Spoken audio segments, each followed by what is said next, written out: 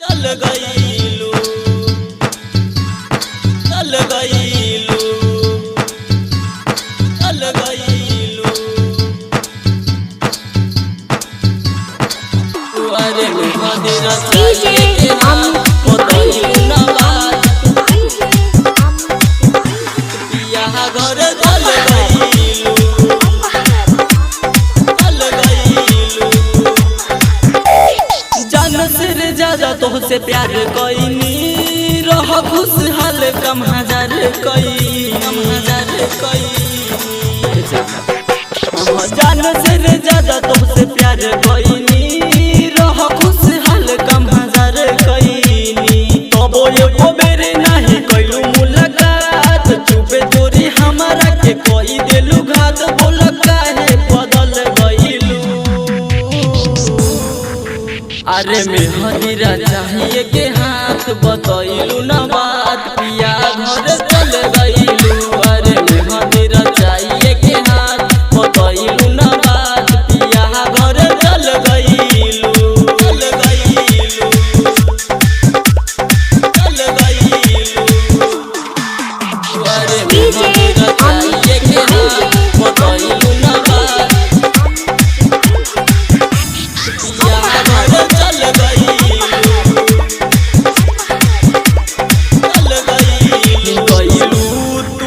के भूलाई हो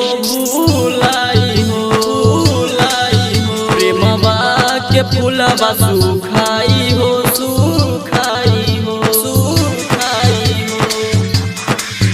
गईलू तू हमके भूलाई हो प्रेमवा के फूलवा सुखाई हो लागे जैसे सीनवा में छुरा देलू मार तनी कोई जान नहीं कइलू विचार ऐसे काहे तू छल कहिलू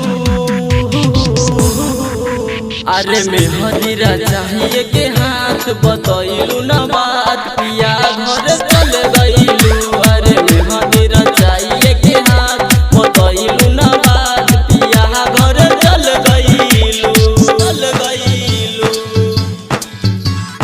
चल गईलू अरे मेहंदी चाहिए के हाथ बतैलू ना बात पिया घर चल गईलू चल गईलू राजन राज के जख्मी कइलू हो जाने कइलू दिलवा में आग लगइलू हो